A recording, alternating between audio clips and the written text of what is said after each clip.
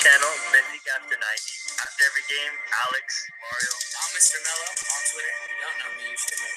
we are going to just come out, balls blazing, guns blazing, emotions out, what we feel about it.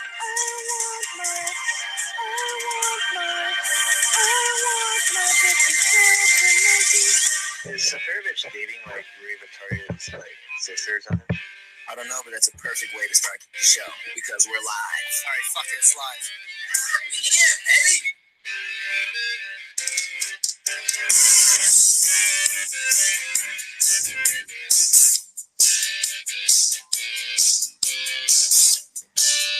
And thank you so much for joining us today. Another edition of Benfiquistas Worldwide. Got to start, as always, up and around near the Stade Luge. This special guest tonight, I actually met him a little bit over to the side of Colombo for the first time not too long ago, which was amazing. We got Pete all the way from the UK as I zoom away. I'm finally getting better with this Google Earth. Like I really seem to struggle every single time, and now I finally figured out to do this adjustment. And as we go up north here, we go to merry old England, where they're always having fun times with the rain, I guess you could say, and somewhere near North London. I put it near Ivory Lane because it's near the Tottenham Stadium, wherever the new grounds are. But we got our friend from the UK here. Pete, how are you doing tonight? I'm very well, thank you. Thanks for having me on. Perfect. Thank you so much. Very excited to have you on. I've had the pleasure meeting Pete. For people who haven't met him personally, friendliest individual, nicest guy ever. Always the biggest smile. Always love chatting with you, buddy. I really do. And it's always fun watching all the work he does. Amazing photography. If anyone hasn't seen it, it's just outstanding. Yes, I'm hoping that's true. one day to pick up the Pete official like coffee table book and all the photos he's done of the luge. I'm working on it. Yeah, it's actually, for me, I've never met you personally. This would be technically the first time. But what's so fascinating about, following you over some time now is, you have nothing related, I guess, to Portugal. Like you're born in England, right? Like you're English, and just the love that you have for Benfica, like seeing you tweet out or Facebook or Instagram or whatever it may be, just seeing you show love and support the team. Like for me, that's crazy. It's fascinating. I'm like, man, like you got no relation. It's slightly crazy for me and for a lot of my friends as well. So yeah, it's a long and involved story, but it's been great. I love it. Yeah, it's amazing. It's amazing, and there's many others. That's why we do the show. We had a guy from Nepal who's the same way. He's got yeah, you saw that, right? Like that. It's just things like that that fascinate me. But I guess that'll just lead into the beginning question, with the first question, which would be, how did you, I guess, ultimately become a Benfica fan? How did that happen? You don't have to give us the full story. Well, my ex-girlfriend's Portuguese. Okay. And sort of, she was born in Lisbon and grew up in the Douro, but she's Benfica, not sort of a fanatic in the way that most of us are, but she supports Benfica and things like that. And we came across to Portugal in 2009, and we went to the Colombo and there was she has a daughter who was not 8 at the time, and there used to be a fun fair in there. And of course, there's all the signs in there, and you can see the Stadio de Luge, and it's like, and now I'm sort of like, oh, can we go and have a look, And we sort of wander across, and it's like, this is great, and oh, there's a game on tomorrow, and it's the first game of the season, and it's, it's like, do you want to go? Yeah, So we go to the game, and we kind of sit at the top of Piso 3, and it's the game, it's first game of the season when all the sort of the people are home from from overseas to Portugal and everything like that, and it was just fabulous. And I'm sort of looking, you look at the team sheet, and Aymar's playing, and I mean Aymar was just like legend. He's one of my favorite players, even sort of, and it's like he's playing, and then there's you're kind of looking at it and going, this is great, and I absolutely loved it. And from that point on, I started sort of following the results and things like that. And because she has a lot of Portuguese friends in London, you were talking about it a bit and things like that. And I went back the year after. It was the Eusebio Cup, and Tottenham were playing, which is my club, so my historical club. And I mean, that was fantastic. I mean, Eusebio was there, and you kind of started to get into it. And you know, sort of bit by bit, I was sort of becoming a bit more of a fan and things like that. But I couldn't speak any Portuguese. I could say hello and thank you, you know, obrigado. Right. But just really. So there's very, very little around on the time. There were a few articles in English, mainly around when Graham Souness was the manager and what a disaster it was and things like that, but very, very little with it. And then 2010, I split up with my girlfriend, but it was the time when they were starting to show the Champions League on the TV, where you could pick the game that you wanted to see. So I was kind of still watching Benfica, and it was the time when Twitter started, and I was just kind of searching away and sort of put, you know, hashtag Benfica, and like, there's English, you know, there's some people who speak English, and it was like there was the Benfica podcast, and I found that Alfredo and, you know, Steve and Chris, and it was that kind of thing where you actually there's now something you can follow and find out what's going on, and not seeing very many games, but you know, you got a little bit more with it, and that kind of just built up. And I was still following Benfica. I was watching the odd game, you know, here and there. And then I think it was 2014. Tottenham played Benfica in the Europa League. The comical, the number 3, right? that one hits home. So I was on the Benfica podcast for that, sort of, you know, providing a bit of color on both sides, kind of thing. And I went to the home game where Tottenham got beaten, because I was in the members stand and we were surrounded by Benfiquista, and I'm like, they've all just become members for this one game, you know. And that was quite surreal. I've never seen that before. You know, you get the odd fan in the home thing, but not, you know, there were just groups of them, you know. And then went to Estadio de Luz for the away sort of fixture, and you went to that game? I did. I was in the away end. Wow. Well, I mean, it was just logistically easier because I could get a ticket through Tottenham, and I didn't speak any Portuguese, and you know, you forget very quickly how things have improved, like with the Benfica website. Yes. You know, ordering they've been tickets, getting better over the years and stuff. Ordering like that, tickets was much more difficult. Oh, yeah. I mean, there was no English translation, so you know, if you wanted to kind of order something, you kind of got to wade your way through through Portuguese. And so I went to that, and I mean, I enjoyed it. We pretty much lost it in the first leg, but really enjoyed it. And the day after, just kind of wandering around the museum for about 4.5 hours till I got hungry, and sort of wandering around and thinking, I love this place. I really want to, you know, I really like Lisbon and everything else. So I decided that I'd have a month. I was doing a long project, and they're very, very intense. I thought, right, I'm going to have a month off, and I'm going to come and stay in Lisbon for a month.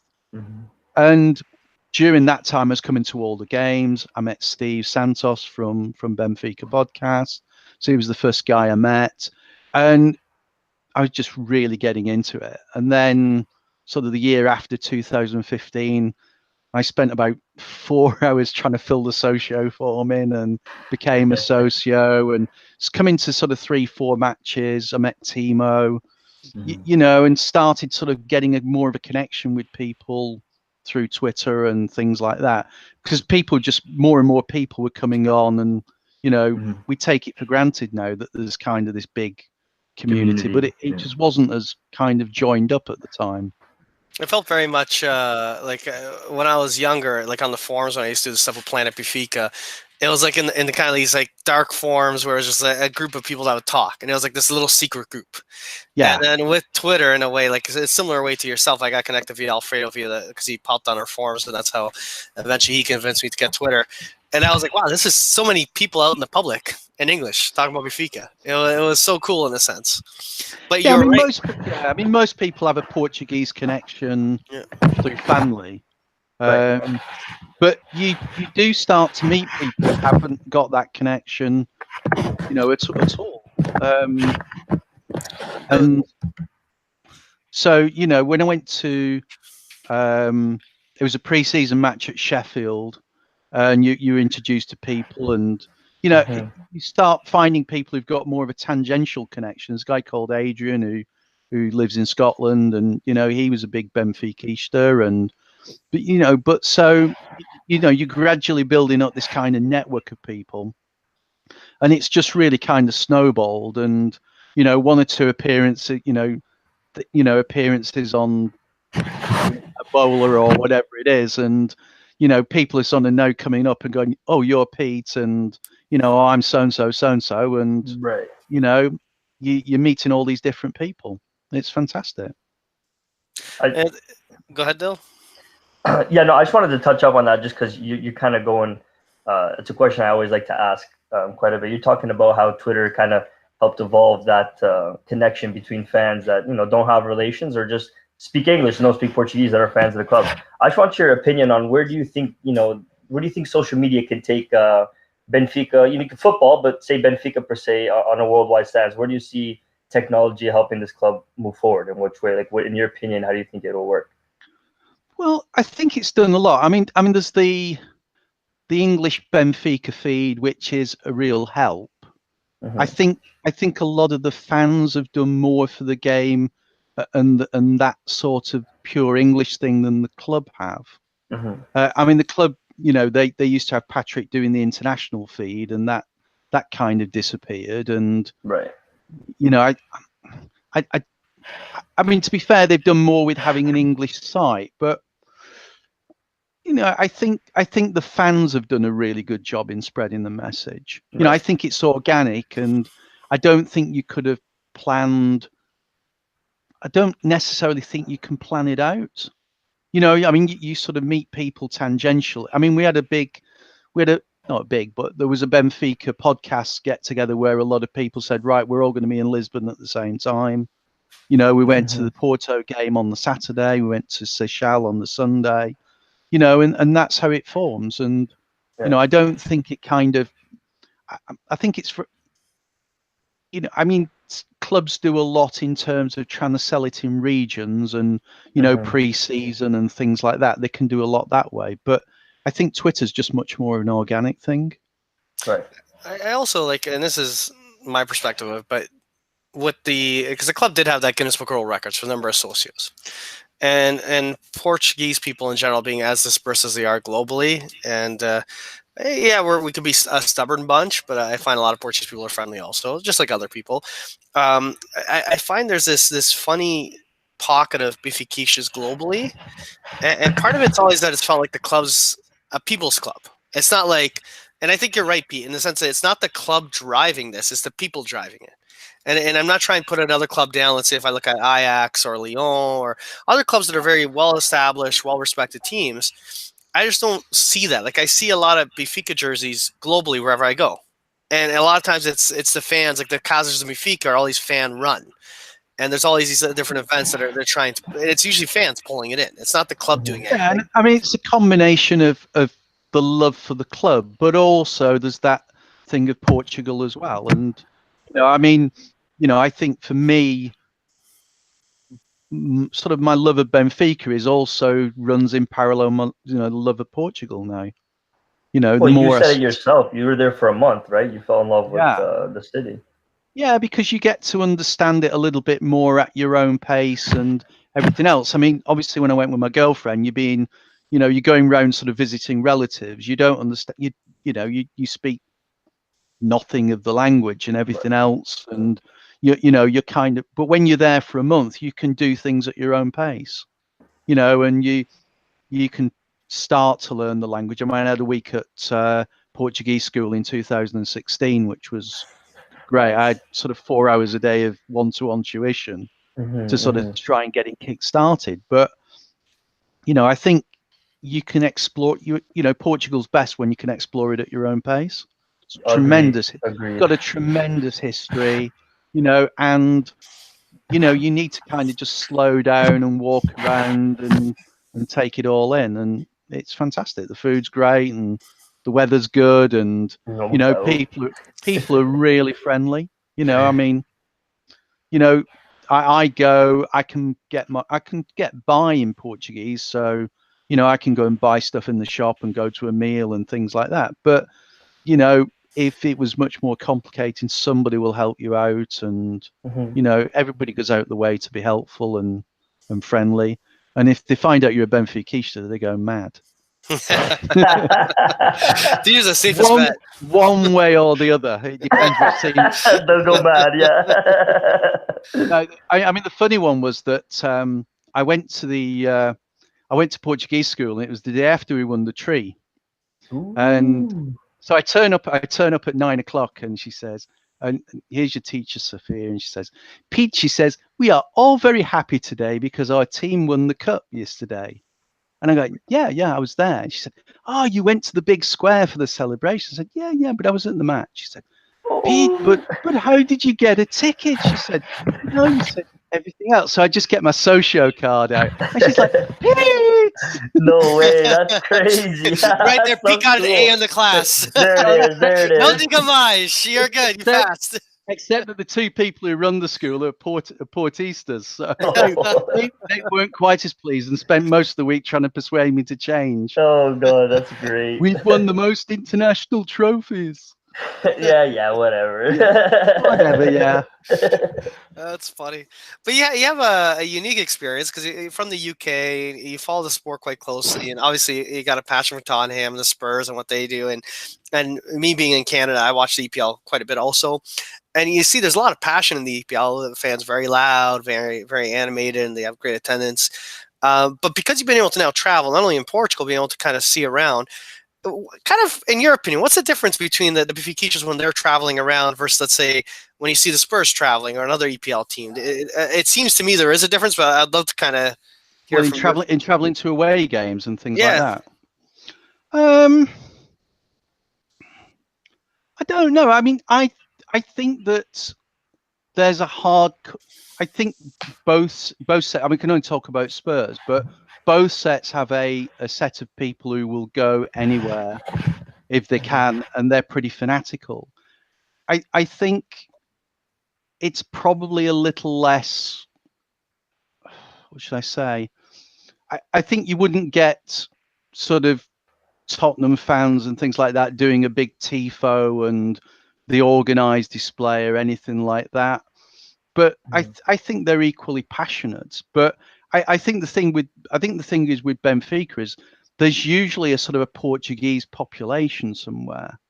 Yes. And that makes a huge difference. You know, I think, you know, there's that local element as well. So there's always kind of a bit of local colour to a game. Yeah, and that's what I found. So when they played at Tottenham, you know, you've got, I think it's 750,000 people, 750,000 live a Portuguese in England. Wow. You know, so there's a huge kind of following there before you start. So you've got the away support, and then you've got other people as well. Yeah, so you have basically the traveling fans, which you see for every club. But yeah, no, that's the one thing I find different when I watch on TV, whether it's when Benfica went to PSG or even when they go to England. And even when they come here, it's a very large domesticated fan base that kind of comes out of nowhere. It kind of feels like it just sprouts out of nowhere all of a sudden, but they're always there just quietly.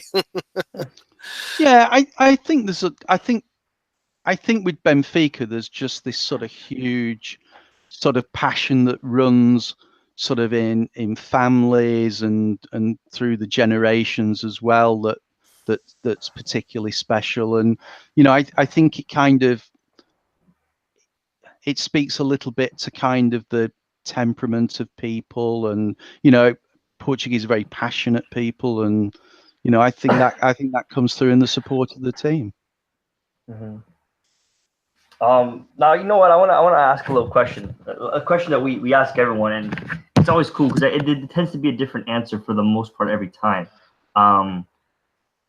You've been a fan since 2009, more or less, you'd say? Yeah. Okay. So you've seen 10 years of different jerseys, right? Like a decade of different jerseys. Which one is your favorite?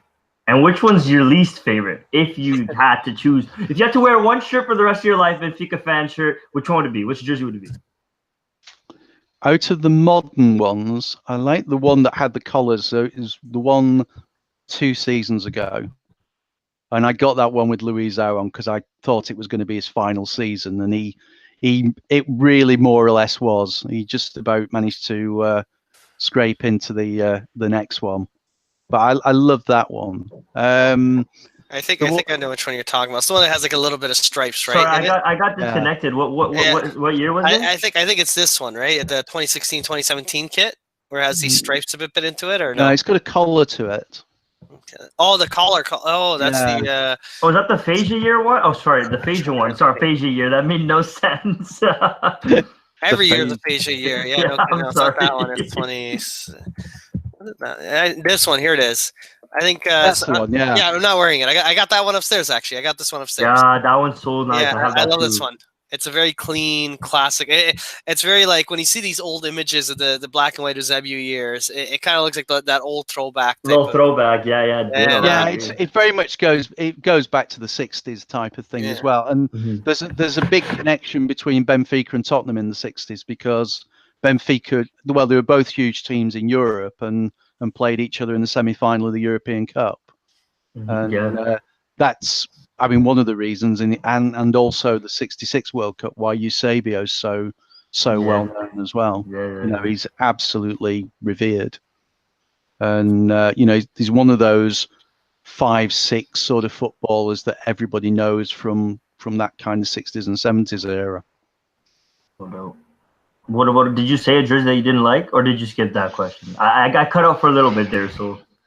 And the one I'm not very keen on is the one with the sort of the ties and the very wide white thing. Which one? What year do you think it was, more or less?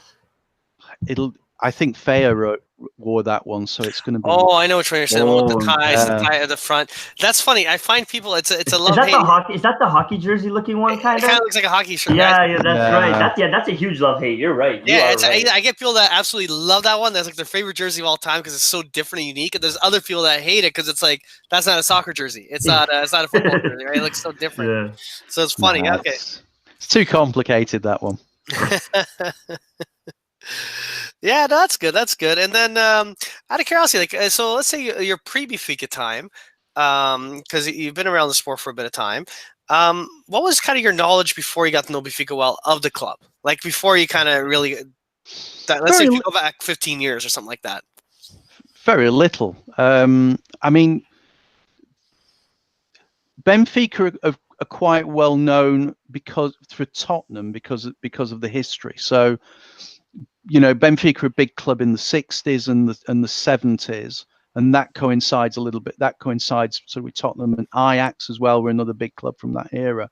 So probably my knowledge, in a sense, was I was aware of them as a big European club, and you know, I mean, Spurs obviously kind of dropped off, and I mean, during the 90s were pretty much non-existent in terms of European football.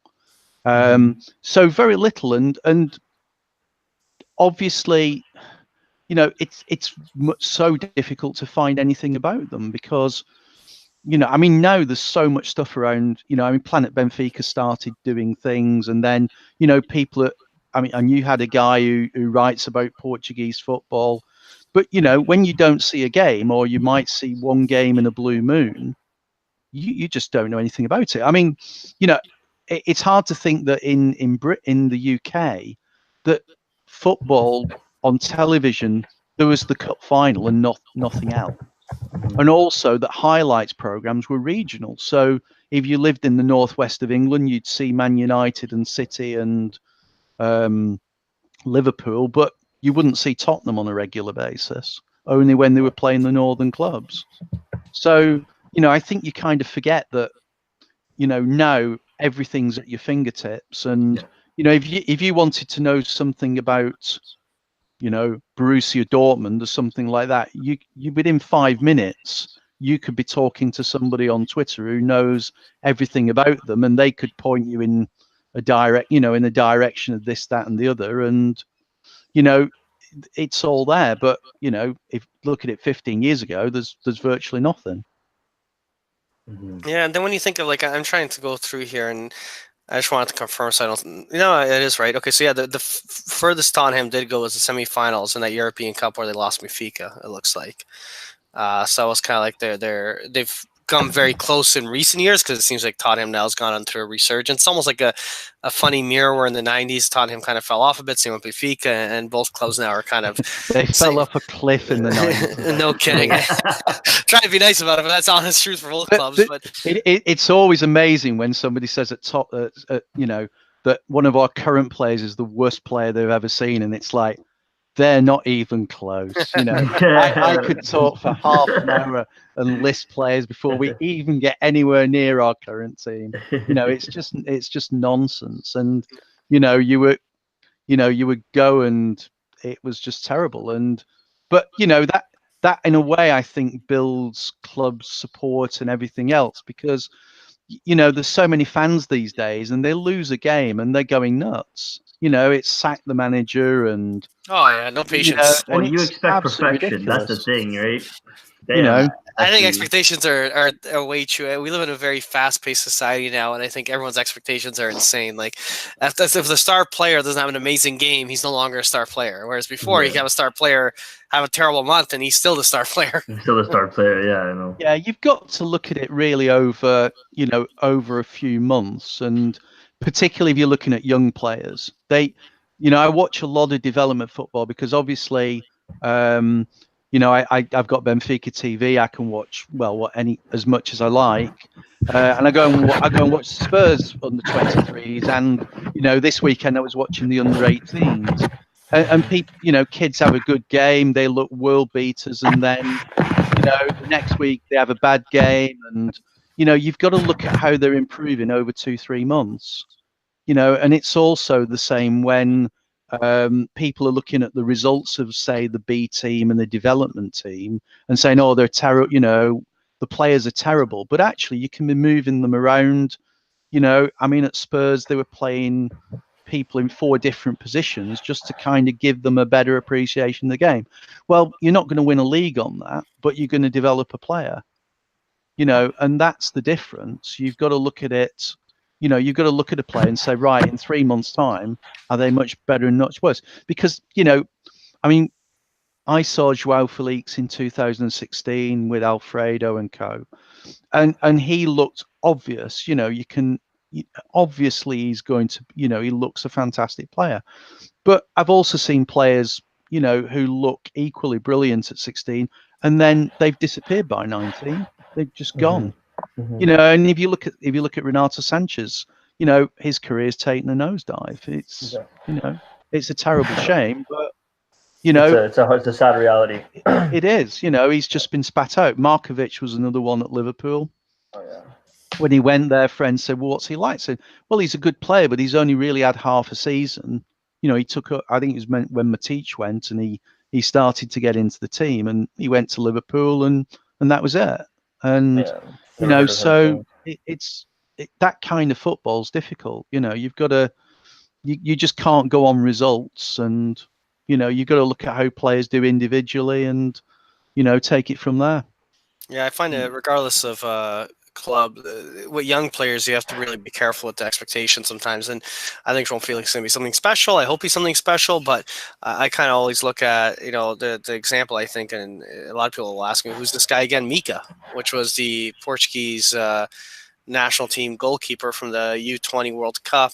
He set a world record in terms of the time that a keeper kept a clean sheet in a FIFA tournament, I guess, in the U side. He was the next big thing. And now I'm pretty sure he plays in the 3rd or 4th division of Portuguese football, right? Yeah. Goalkeepers especially can really go off the boil. So, you can be playing for England, players are sort of, your England potential, and then it just goes off. And of course, if you lose form and get out of a side, you may very well not get back. Mm-hmm. When you look at Svilar, and, he's kind of been pushed out. Mm-hmm. To kind of the fringes of it now, and it's difficult to see where he goes. I'd like to kind of ask you a question then, on a different note, because we did have some of the updates on the ICC, that International Champions Cup, that big friendly event that now has become like the centerpiece of international friendlies, and Tottenham's been a big part of it, and Benfica's been on and off part of it. They're the trophy holders. They are the champions at the moment. Nah. They won last year. It is a funny cup, though, in terms of how it's done. It's just weird. But it's the one thing, and I've seen people complain about it before, is it's truly the global game. And the global game now demands more global presence. And these international preseasons used to be maybe a team will come out for a game, and now it feels like they spend an entire month globetrotting. And what's your take on that? Because I know Benfica will be back at it again this upcoming summer. Same with Tottenham. And I know it's good for marketing's sake, but do you feel the teams have now in the modern game adjusted and it's fine? It's just part of the sport? Or do you kind of get nervous when you watch these hectic preseasons and how it lines a team up?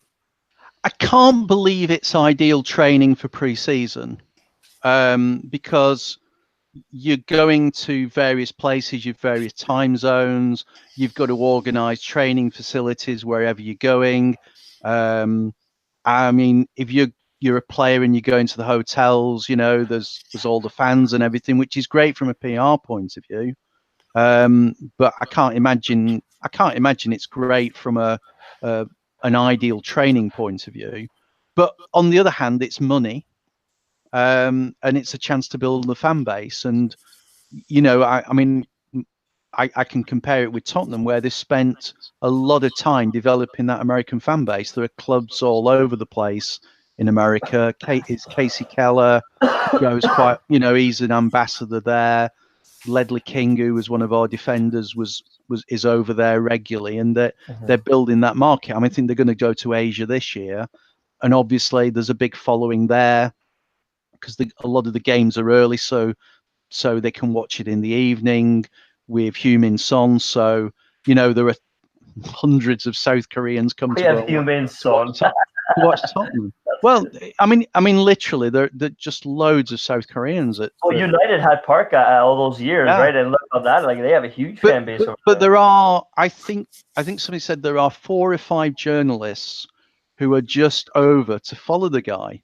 Yes, and of course, if he doesn't play, they've got to try and make something else up, you know. So you know, it's money, and you know, I think some things are good about the game. It's nice that people in other parts of the world get to see the team, and you know, all the revenue helps and everything else. But you know, some parts of the game are detrimental to people who are going to the games. You know, I mean, you know, problems if you're a fan, early kickoff times, late kickoff times. I mean, we went to was it Benfica Belenage, and you know, 9:15 kickoff in the evening. It was all for the media rights, basically, for it. Yeah, so, you know, so I mean, it's not if you've got kids and things like that, you really don't want to take them to a football game at 9:15 at night. Yeah, they're monsters the next day. And I've seen even the ability to kind of go to Portugal on a variety of times, see several games. And myself personally, even though I was born in Portugal, I've spent most of my life living in Canada, so I'm more doing the Pete experience half time, where I'm flying there once a year if I'm lucky to go see a game, right? And I find there is a I don't know if it's a growing resentment, because it doesn't feel like it was a resentment that used to be there, but it seems like it's becoming more of a resentment where we have local people that live in Lisboa that are Benfiquistas, and they feel like they're getting either priced out of the game, or it's for the marquee matches, the Porto, the Sportings, the certain games, the European games. It's almost like it's a different set of fans that show up for the big games. So you have a lot of international fans that travel to go see Benfica versus like your regular season games. And I've kind of heard some murmurings and some complaints, and some people love it. They love that idea. Okay, it's a big club and we have all these international fans coming to see a team play, and it's a badge of pride. And then you got other people that kind of feel like it loses a bit of its local identity, I guess you could say. And I'm kind of curious, because you also see the Tottenham side of it. And again, there's a local base that Tottenham's very popular in England. It's a very well-established club, but also it's a very internationally well-known brand. And I wonder, do you kind of see a little bit of that also when with the Tottenham supporters at all, or are they could care less in a way? Yeah, I mean, you do get. It's been very different because we've not been in our own ground for the last 2 seasons. So we've been at Wembley, and nominally you've got 90,000. So I mean, you can more or less fit anybody that you like. And we've had a lot of problems with Wembley as a fan. But when we were at White Hart Lane and Bale was playing, there were a lot of people turning up to watch Gareth Bale, and it does change the atmosphere if people are, you know, not regular fans. That's just the way it is. I mean, to be honest, I probably enjoy going to the smaller games in Lisbon as much as I do the bigger games, because the bigger games are very tense and everything, and there's all the rivalry and everything. Now, the small games are actually a bit more fun in a way, and you kind of enjoy it a little bit more. And they're intense in their own, because those games, it's aggravating because Benfica is expected to win, and sometimes it doesn't start to go that way. So the fans are like, "Oh my god," the cheering starts getting elevated. So I believe that. I believe that. It's supposed to be a guaranteed buy-in. Supposed to get that guaranteed win, but then when it starts going south, you're like, "Oh my god." There is, but I think that I think that's been a problem in the last few seasons, particularly as we've kind of underperformed, and that's been I think now you're kind of a little bit more hopeful that the pressure will pay off. Mm-hmm. I think the last I think the last couple of seasons have been pretty wretched until we changed the manager. Yeah, it's been a huge difference. Which actually, I have a question. You reminded me earlier. You were talking a little bit about individual talent and young players and the team and stuff like that. Seeing Benfica's team now, seeing the way the club is going forward with the young guys, mixed in with the veterans and this and that, where do you think Benfica can go in the next 5-10 years? Do you think the Champions League is attainable, or do you think Europa League is our steady ground? What, in terms of progression? From the group stage. I think you can get. I think we should be aiming to a point where we are getting through, or we come very close to getting through the group stage. And you've got to. I think it depends how long we can keep players. I think if you're losing players, if people are coming into the side and they're going as soon as they look good, I think you're always going to struggle, because. And we saw this at Tottenham. We brought young players through and through, and then suddenly you hit a wall where, you've progressed the 18s up into the under 23s very quickly, and you can't churn them out at the same rate.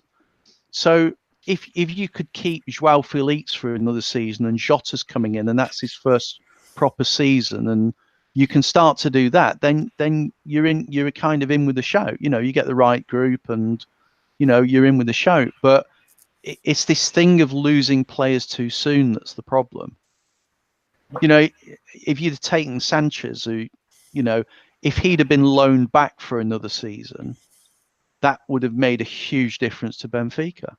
Yeah. Because really, when you look at it in hindsight, he galvanized the season when we won the Tree. Yeah, yeah. I mean, I went to the game when he scored against Academica. That was his first goal. Screamer. And it was a screamer. But up to that point of that season, and I think we've forgotten it, we weren't playing that well. We were kind of grinding the results out. And then when he came into the side, and we'd still got Gaetan and things like that, it clicked, and it just kind of pushed the team up that little bit more. But, then he went, and then you start again, and that whole process kind of is very, very difficult, because, you've got to readjust all the time to losing your better players. Mm-hmm. So, if we can hold on to players for that little bit longer, it will make a huge difference. I mean, they'll move on eventually, because just the sheer weight of money is, I mean, even at Tottenham, you can't keep players. It's going to be a struggle to keep all our players. Yeah, eventually you have to sell someone, right? Like, you have to. Well, yeah, because you've got the players as well. And it's their agents as well who are really pushing. Yeah, agents, because they're making money out of it. So there's always something to try and move players on. Mm-hmm. But if you can bring players in and replace them, starting to bring them in, and then you bring, you've got a continuation and a proper flow. I think you can start to do something, but it's very, very difficult. I'm a big believer that if Benfica gets into a nice flow of where Yes, I agree with you. There's going to be these money clubs that come along, and they're going to want to trigger hopefully that 120. I don't want to see João Felix go, but if a team comes up with 120 million to us this season, it'll be disappointing to see the kid go after just 1 year. But if the club is smart, they reinvest that money a bit back into the youth, a bit back to finding a part the club needs in terms of finding talent on the field, and then taking another part in paying down the debt so we have more freed up cash flow to pay higher salaries. It takes a lot of work, but a few seasons of that, and next thing you know, we have a more competitive side 3 years from now than we had today. And I think today the side we have is more competitive than what we had about over a decade ago now, right? Because there was a period of time where Benfica wasn't that competitive and they financially just couldn't do it, and they weren't developing the talent, and they were kind of just buying these lottery tickets down south, hoping to kind of get something that would stick, right? You'd have the typical preseason transfer, you sign 10 guys and maybe play 2 of them if you're lucky, but they're all these young, exciting Latin American kids that no one heard of. It doesn't look as panicky in terms of the finances now that it did probably about 3-4 years ago. Yeah, it's So really I think that's kind of, if you're selling one player a season or something like that, well, that's okay. But when when you're selling 3 or 4 and I went to the Emirates Cup in 2015 pre-season, and literally it was, you could see them just kind of like, who we're going to play. They just didn't have, nobody had come in at that point, and they're playing pre-season. Mm-hmm. The one thing I've been asking a few people this question lately, and it's usually as you kind of progress further in the season. You got Benfica now going to the quarterfinals of the Europa League. Traditionally, the Europa League is second fiddle because you want to win the league. That's like the big prize jewel. At the same time, as you're familiar, the Bella Gutmann curse of us not winning a European championship of any sort since the 60s. Once I don't know, it's my personal take, but I always love talking to Benfiquistas about this. Something about getting to the quarterfinals of any European tournament, I'll say like, oh, you're just 5 games away now from potentially breaking that curse. If you had a choice, Pete, and you could just pick one or the other. Or Pete, or whoever they call you. Oh, Pete. Yeah, do you take the Liga, or do you break the curse? Do you take the Europa League championship? If you could magically grant the gift and they're going to go and win it, if you could see it. I hate that question because it's always asked to Spurs as well. So I get both. Well, I get both barrels because it's this kind of winning a trophy. At Spurs, it's about winning a trophy. So right. I don't know. I just want us to do well and win both. I mean, that'd be great. That'd be awesome. I think, no, I mean, I think the thing is though that it is a cup. If you get a kind draw and something else happens here and there, you've got a chance of doing it. But I'm not so sure it's that much of a compromise, to be honest. I think the way that I think under Rui Vitória, the same players were playing week in, week out. They were looking knackered. You'd look to the amount of time they were playing. They were playing far more football than in terms of minutes than they should have been. Mm-hmm. Now there's a bit more variety. There's a possibility of doing it. But I track Frankfurt a very, very good. They're a good side. You get to the semi-finals. Arsenal. It's Chelsea, isn't it? Chelsea and Slavia Prague. Yeah. Yeah. So that's any which of those teams, right? They made it that far. It's because something works for them, right? So yeah, exactly. So it's definitely a tough one there. To be honest, I hate the Europa League. I think it's a terrible competition. Mm-hmm. I just think it's the absolute dregs because you've got this, long sort of group stage which are full of nothingness, which is basically to kind of pacify sort of like the Cypriot League and and everything else. And then when you get through that, then you get all these other teams that are kind of dropped out of the Champions League and it's kind of a consolation prize. And I just think it's ridiculous. So you're the belief in I kind of believe it the same way. It shouldn't have a third place falling into Europa League. Let it be its own standalone tournament, kind of like the old European Cups winner, right? I think so. I mean, the other teams have earned enough money out of the Champions League, and I think that should be it. I think once you're out of that, that should be it. Yeah. And I think it would be much better having a stronger competition. of a Europa League, and also having some more money in it, because the money is minuscule compared to the champions. It's just it's just outrageous. And you look at it for Premiership teams, it's a joke. I mean, peanuts for you guys. It's peanuts, man. Well, the thing is, I mean, a place, moving up one place in the Premiership dwarfs the amount of money you make. Yeah, which is. So, I mean, crazy. Unless you've realistically got a chance of winning again in the Champions League, no. The best thing to do is bail out of it as soon as you can. Which is, and what's the point? What's the point then for clubs? It's supposed to be a privilege to be in Europe. Yeah, no, I agree with you, and I think it's become now for the clubs that are not going to make the top four in the EPL, whether you're looking at Chelsea and Arsenal with their current back and forth situation they have at the moment. That's when all of a sudden, now it's important because it's going to be our other ticket. But you're right, in the early stages, when you look at the playoff stages and the group stages, you see like an Everton or a West Ham, you always see them playing their second fiddle. It's their League Cup kind of lineup. Also, they're not taking it fully serious. The league's more important because, like you said, you make more money in the EPL. But yeah, no, I agree. And also, plus, you kind of almost feel like the chips are stacked against you, where if West Ham do advance, and all of a sudden you got like Atletico Madrid or Inter Milan or Benfica or another team that all of a sudden gets plotted out of the Champions League that you got to match up again right off the playoffs. It doesn't feel like it's a tournament for you to win in the first place, anyways. Like they're sacking cards. I mean, it's a good quality. It is good quality in the second half of it, but it kind of follows this pointless first half of where you're playing teams and you're just going, who are they? Yeah. It's a tricky tournament with that one. I'm in a love-hate relationship personally with that team, but it is what it is. I mean, I really loved. I can still just about remember when the European had proper cup competition. There was the Champions League for the champions, and the cup winners for the cup winners, and the UEFA for places. And it was a knockout competition, but of course nobody wants to be knocked out now because of the money. It's right. It's a disaster if Real Madrid are knocked out in the qualifying round. So we have to go through this thing of giving everybody enough chances to win, on that basis.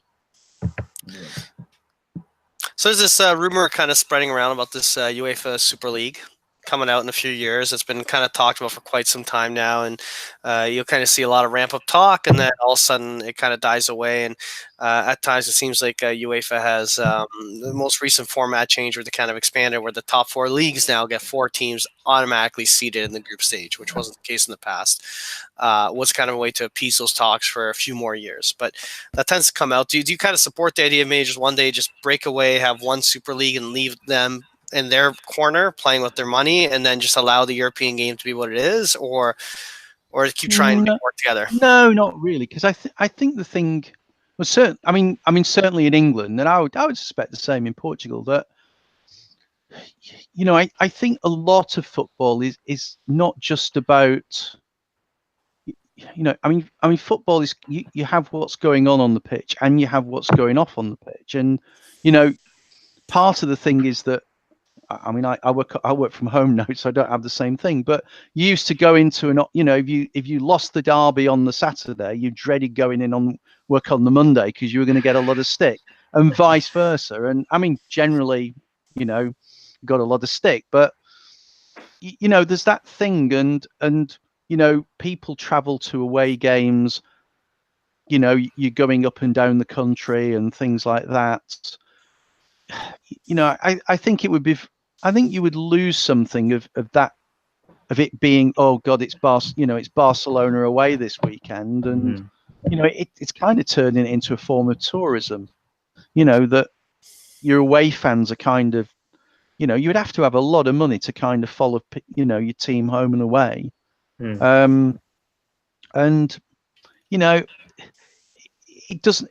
The special thing, it's a European night, it's under floodlights, there's all the kind of the thing of playing a big team from abroad. I don't think it would be the same if that was every week. Yeah, and I'm hoping in a way, it sounds horrible, but in my own little fancy world, they go ahead, break away, they do it, it completely implodes. They lose a ton of money, and then it rebalances the whole system when it resets. Because I would think that there will be a European tournament and a European competition still amongst all, including the remainder of the English league, right? Because you turn it into the American thing, which is it's a franchise. Yeah. And basically you don't get promotion, you don't get relegation. That's got its advantages in financial terms because you're not going to go, right? Yeah, you're not going to go bust and things like that. But when you look at the English game, you talk about the top teams and things like that. But there are 20, 30 clubs that would genuinely say that they're a top team, and they're not all in the Premiership. Oh, you got Nottingham Forest, they got the Leeds, you got clubs that have not earned. Like, there's a big thing to it. So I mean, if teams are permanently out of it and they've not got a chance of getting in, and you create yet another kind of barrier to teams moving up, it doesn't do a lot. I don't think. I personally don't. I'm not very in favour of it. I think it's nice it being a special thing. Which I agree. I agree. I wonder if they did that, because the talk could be potentially 4 to 5 EPL clubs would be part of it. Would the English league then on its own, because it would have its own league still, would it then thrive and continue to be strong? And would they in a way lose? Because I agree with you. I think some of the magic would disappear.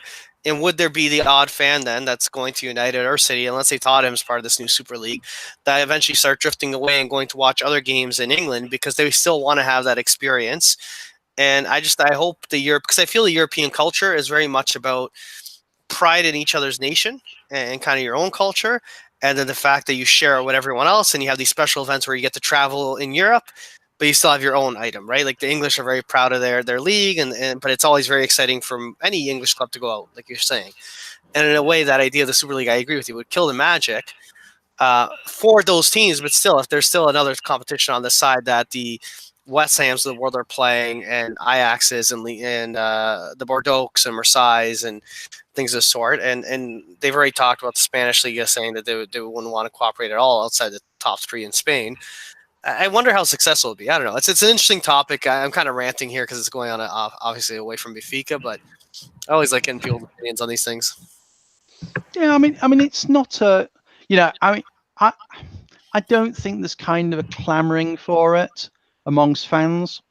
I think it's all media that's talking it, because you and I, when we speak every day, no one's talking about this. It's just the media that brings it up. It's a business thing, and clubs are trying to make money, and you're trying to get into that top table of clubs. I mean, if you look at it from a European perspective, it's pretty obvious who you've got the Real Madrids, the Man Uniteds, and things like that. But there's a lot of other clubs that could say we could be there. Benfica, Ajax, Tottenham have a claim. We're trying to get into that top 4 to be taken. We know we kind of mentioned as being part of the top 6, but in the 1990s, we were neither in the top 6 or the bottom 6. We were just nowhere. So, well, no, you're right though. You look at where City is today versus where they were 20 years ago, or Chelsea, and it rotates. And there's different teams that are up there. And even in Portugal, even though it's very top heavy with the Benfica, Sporting, and Porto, early 2000s, you have Boavista, and they were there. And Braga right now is like, when you talk about the top 4 in Portugal, there's Braga competing. They're not winning the title, but they're competing.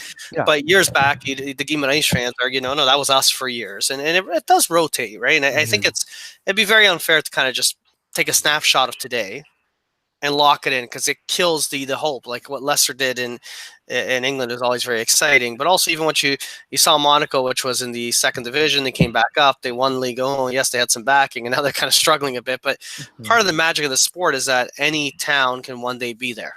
Yeah, I mean, from a personal point of view, I've loved it with the Portuguese league, because it gives me, it's been like, where the hell's that? I know where most of them are now, but it's like, where the hell's that? And you've got to kind of Google it, and and it's some tiny town or whatever it is, and I think it's great. I think that's you have your local team, and a lot of people support their local team and one of the big three. And you know, I like that about Portugal. I'd be very sad if that disappeared. Yeah. Let me, I guess, focusing a bit back on or more Benfica there. You mentioned Luizão being a favorite player of yours that you've my twin, so I've got to exactly. like him. Hey, Caracas got to stick skin together, color right? and everything, bro. Yeah.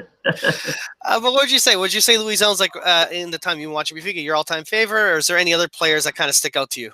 Nah, Aymar. Aymar is like one of my favorite players of all time.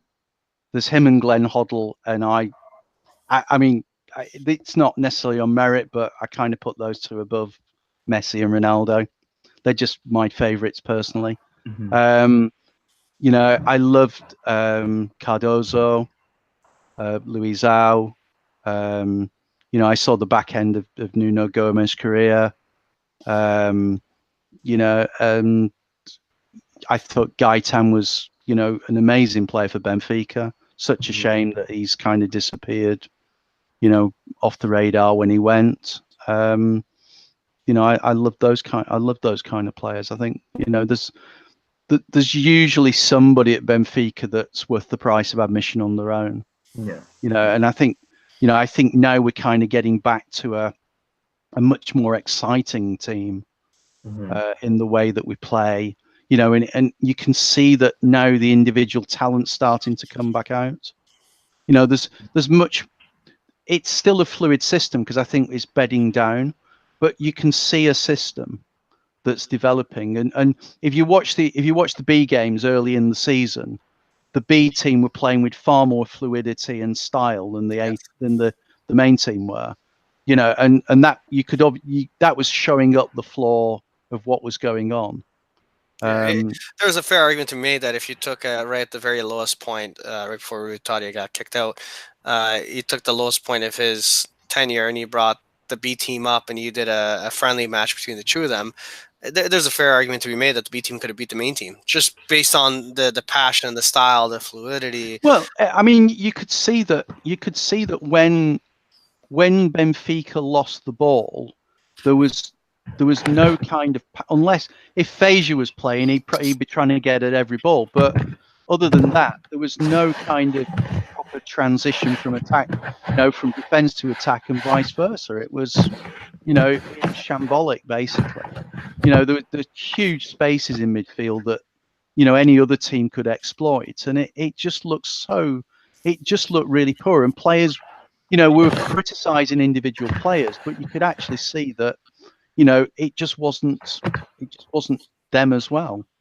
You know, and you look at it now, and, you know, as soon as the other team get the ball, you know, people are dropping back, they're closing down the space. You know, the defenses aren't covered. I mean, everybody was you know, everybody's having to go at Almeida and early on. I'm one of those season. people.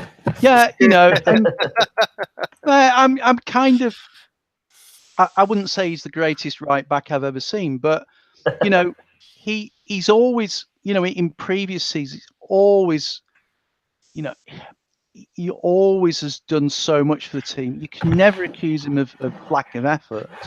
But, you know, he was just completely exposed. And I mean, particularly as Luizão's last season, you know, he's really, really slow.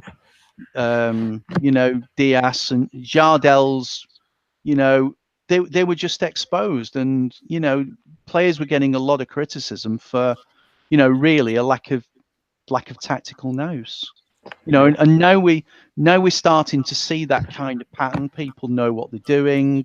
You know, Seferovic is an example where you actually play to his strengths. Yes. You know, with him and Felix, they're kind of, you know, they're kind of dropping, you know, they're kind of moving around and creating chances. Complementing each other for sure. Yeah, and you know, I mean, Jonas is obviously clearly kind of managed these days, but when he comes in, you know, you can see kind of them trying to play to the strengths of the players and move the thing around, and it's so much better to watch. Really is not. It's nice football. It is. It's looking good. I've been excited ever since the switch. Team's been playing well. The records show it. I just hope it holds through for the next 8 games of the season, because it'd be nice to celebrate again. It'd be lovely. I mean, you know, hopefully I'll be there at last match. So, you know, that would be great. It'd be great to be there. But, you know, it is, I mean, it'll be next season when the thing starts to come, because obviously you've then got to get through the summer transfers, and then he's got to build his own side up again, and that's the scary part, because we all know how that results, right? I'm quite excited about it, because I think Bruno Lage was given a team that looked like it was on the verge of total implosion, or it was already imploding, and he's worked some magic with something that wasn't his team. He took some of the parts that were his team, and also, even for people talk about his experience on the B team, he only arrived this season on the B team. He's still himself newer to not only the second division and the first division. I think with the experience he's gained today, what he's done today so far, give him end of a season, give him a bit of a clean slate. Hopefully Luis Fieta gives him a little bit of slack in terms of some comments on what he wants the teams to look like, and let him build a preseason and have the parts he wants. And I'm excited to see what he does next year. But it's a long project. I mean, when you look at what Pochettino's been doing, and he inherited, he kind of had, you had Redknapp's team, which was very, very good, but probably not financially sustainable in Tottenham. But then you had this sort of huge lull of terrible, Andre Villas-Boas, and oh God, it was pathetic. it was pathetic. And then put Tim Sherwood. I mean, oh God, poor Timmy. just run around and do something. And just do something. And then Poch comes in, and he's got this sort of bag of players, and it takes time to do it, but you have to look at the progress over a while. And I mean, they're not going to make but you have a solid end to this season. Hopefully we'll win the championship. It's in our hands. And then next season, hopefully we'll start to kind of build up that next generation. And if players are kind of progressing through that system and then into the senior team in a sort of a better way, and a more, there's no point. If you look at like Keaton Parks last season, they put him into the first team squad, then he just disappeared. Well, yes. That's pointless, and he, I mean, he's back in the States. I don't know whether he likes or not, but he was a player who was progressing. Then you just move him into the first team squad. Then you hardly play him. It's pointless. That's not the way to do it. You need to be giving them game time, and you've got to have a plan of that progression. It's great developing a fantastic prospect, but if you don't then utilize that properly, you're stuffed. So that's the waste. He's I think give him time, but he does look as though he understands the modern game in terms of tactics and everything else. He looks as though he can manage players, and he seems to get the best out of a squad, and everything looks pretty good. I mean, obviously I don't hear a lot of the interviews, and some of it's secondhand because of my Portuguese, but the things I have heard. He takes care of the media. He's definitely someone who knows how to brush up aside.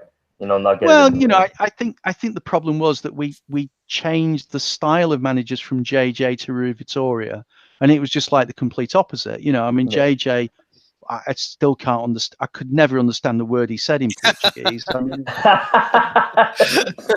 I think the Portuguese had a hard time understanding. And there was all, there's all the kind of the 2-3 fingers, and it was all kind of a bit.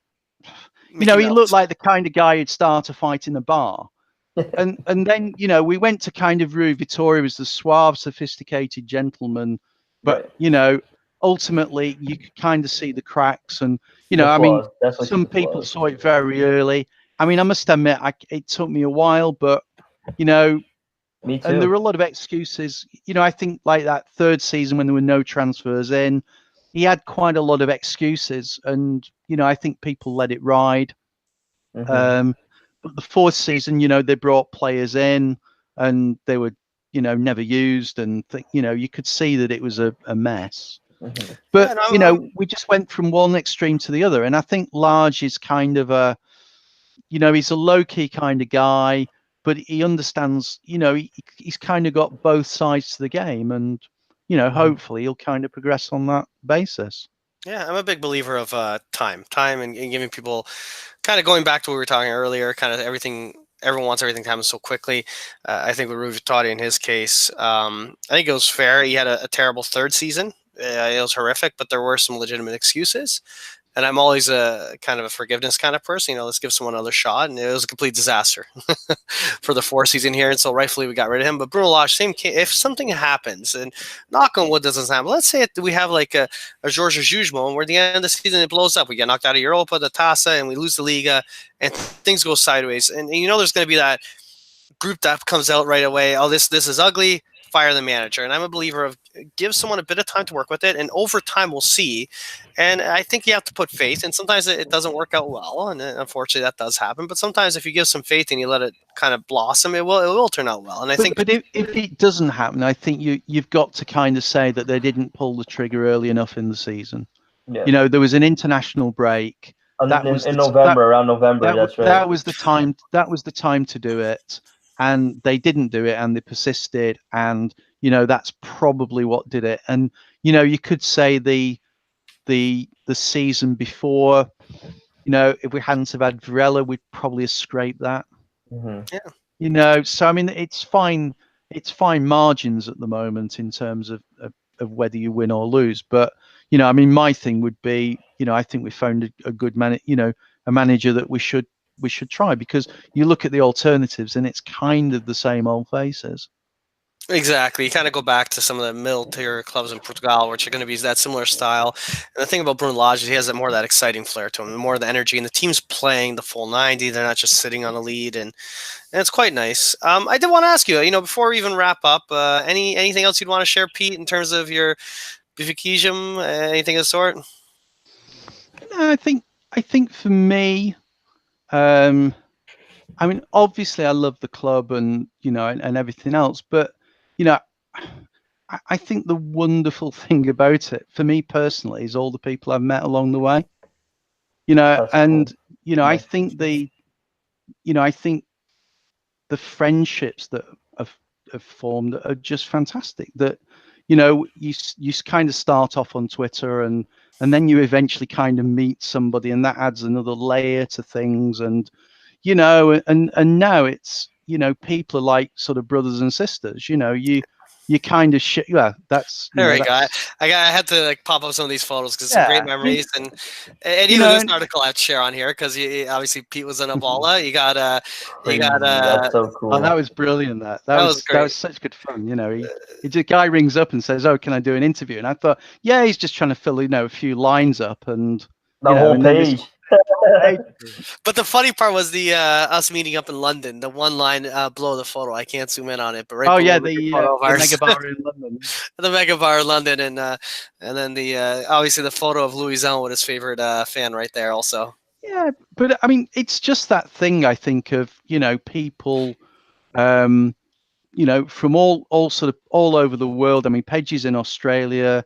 You go to the other side, and Emma's in in San Francisco, and and it's that whole, you've got that whole range of across the world and everything. But people are really connected, and I think those ties have got very, very strong now. And it's fantastic to kind of I mean I remember going, and I knew nobody, and that and now I go, and there's people from all over the place, and they so cool. It's like meeting all your old friends, and that's just fantastic. And to be kind of welcomed into a country that you don't speak. I mean, I can speak a little bit, but you don't speak the language that well, and and to feel made part of it is absolutely fantastic. I think it goes down to people are good people in general. Overall, and they're very welcoming, and that's what I like. And it doesn't matter. I find the Benfica part is really nice because it gives that commonality, that connection, where it's always fun. And even for me and Cynthia, when we met up with you the one time, also we're by the mega bar, and you have all these people yelling, "Oh, Dianj," and I'm trying to figure out who the heck's that person. And they recognize you from obviously the activity online. It'd be really nice if people put their photo on before a match on Twitter, because somebody's got kind of an avatar of a death's head. And then you meet them, and I'm so from Twitter, and you go, it's tough. You got to find the handle, and then you got to be like, oh, okay. Yeah, and it's like in motion. I kind of had this kind of vision of him, and it's like, I think it's like about 3 years before I saw his face. It's funny. He's always been very over the years I've known him through the Planet Benfica forums, because me and him used to do that all the time. Always very private. Every single photo the guy shares is always a shadow of them there, or like an image of where they are, but it's never him. And so it's funny. Finally, when he first meets, because over the years, it kind of like the mystery builds up, and you have this image of who someone is. And the one I found very funny for me was, there's Philippe and there's Big Philippe on Twitter. Oh yeah. But Big Philippe's this little young guy, and Philippe is like this huge guy, right? That he was in the photo. But I'm like, wait, you're Big Philippe, and I'm looking down at the one guy. Nice kid, but it's just very funny because your mind, it kind of gets distorted after a while. Yeah. Big, yeah. Philippe is big though. Yeah. Oh yeah, he's a tall guy. He can shade the sun for you. But it's great. No, I really appreciate you coming on, Pete. You're like I said, brilliant. Really enjoyed it. Before we sign off, I want to hear Pete say something in Portuguese. I want a sentence, Benfica related, before we sign off. You have to do it. Ooh, good. Oh no. Oh yes. And now you're getting put right on the spot. Força Benfica. Let's get a Força Benfica out of you, man. Força Benfica. Ah, perfect. That's enough for me. You should have asked me. I'd have thought of something, but yeah. I had to put you on the spot. I'm sorry. No, okay. It's it'll come to you as soon as we sign off. You're like, shoot, I should have said something. Hey, it's nice. I mean, it's funny if Portuguese is written, it's pretty. I'm usually can sort of get my way through it and everything else. Spoken Portuguese is much harder, of course. Yeah. But you don't get the But I keep thinking by watching Benfica TV and the lovely Barbara that somehow it will kind of sink in and all just I makes sense. Fluent, but it's not quite done that yet. But sometimes you're just watching and you don't even know what the words are being said. You lose focus. Yeah, I just sort of go into a dreamlike state. But I think I think you can start to get the gist of what's being said, and that's kind of good. But it would be I think the more you can. It's a Portuguese club. It's a Portuguese. I think the more I can learn, the better it will be. It'll add another dimension. But we've just got to kind of just keep going at it. And it is difficult though. For I know obviously a lot of Benfiquistas they have Portuguese background, and a lot of them, if they're born in Portugal and came to either whether it's England, North America, Canada, or US. One thing, the language it's very backwards. It's Latin in a way. If you look at French, Spanish, Italian, Portuguese, and when you look at English, it's always the other way around. And when I was a little kid and I came to Canada, it just threw me off because it felt like it was Chinese to me in a sense. It isn't like you're following the same root structure of a sentence, whereas you're very used to thinking of it. It's the thing with masculine and feminine and things like that. It's like, who designed this stuff? Bom dia, boa tarde, boa noite, why is it masculine, and you don't have that in English, and then that changes the whole sentence, and you have to, that was one of the big things of going to Portuguese school, was trying to understand some of that stuff. Everything, so now when you read something, you can understand, the purpose of the sentence and everything else, and but the problem is, of course, is that unless you're exposed to it a lot, then the opportunities to practice are quite small, and I mean, if you're in London, you probably got a little bit more, but being on the outside, it's a little bit less. Although I have found one guy who works at our local convenience store who's a Portista. He's actually Portuguese, he's so no good. No kidding. So he could practice your cuss words. Yeah, he didn't look very pleased to see me the other day after we won. I don't know why. I think he sort of retreated into the back room. Started calling his friends. This guy's here again. The stalker's here. I'm gonna send you something, Pete, after we sign off. There's this app I found, Memorize. I'm still playing with it. Fascinating app. You can translate anything in any language, and I'm not gonna waste the time kind of on the air talking about it, but it's a really neat bit where you can actually take photos of items and it'll actually sound it out for you. It's actually kind of, it's all true. It's what I'm playing with recently. It's a pretty cool one. But either way, I keep ranting on as always. Thank you so much. You're a wonderful person to have on. Honestly, the person that I've met, whether it's online or in person, you put a smile on my face. very cheerful, happy-go-lucky guy. And if anyone gets the pleasure of meeting you in the future at the Luge, at the Mega Bar, they're not going to regret it. I'll look forward to meeting them then. And thanks very much for having me on. It's been great. Good night. Night now.